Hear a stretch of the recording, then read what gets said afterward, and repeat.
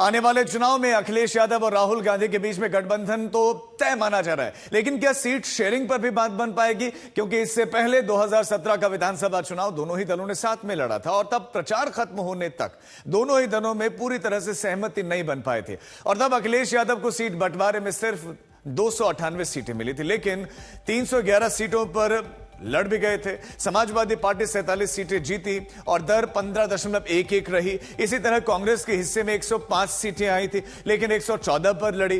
Congress party ने 7 सीटें जीती और स्ट्राइक रेट रहा 6.14%। लेकिन जब 2022 के चुनाव आए तो दोनों ही दलों में बात ही नहीं बन पाई। कांग्रेस और समाजवादी पार्टी अलग अलग चुनाव लड़े थे और तब दोनों ही दल का प्रदर्शन खराब हुआ था।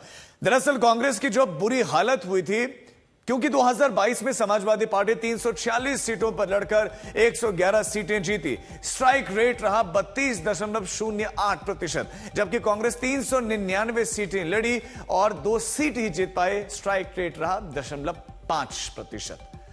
तो इससे यह साफ हो गया कि यूपी में राहुल और अखिलेश का साथ आना ही एक दूसरे के लिए बेहतर प्रदर्शन की गारंटी है और इसी का अंदाजा लगाते हुए 2024 में दोनों ही दल फिर से साथ आए। अब जब 2024 का लोकसभा का चुनाव हुआ तो फिर गठबंधन हुआ और तब समाजवादी पार्टी 62 सीटों पर लड़ी, 37 सीटें जीती। जीत की दर रही 59.68%। कांग्रेस पार्टी 17 सीटों पर लड़ी और 7 सीटें जीती और यहां जो जीत की दर रही 41.17% रही।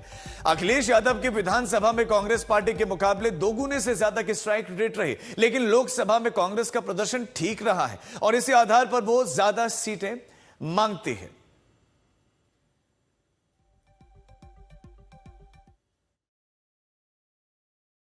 हर पार्टी का अपना अपना बेस है, अपने अपने इश्यूज हैं। तो जब भी कोई समन्वय बैठक होती है तो उसमें कुछ इश्यूज होते हैं जहां कुछ मेल, अगर सारा कुछ एक दूसरे का मिल ही जाता तो एक ही पार्टी हो जाती।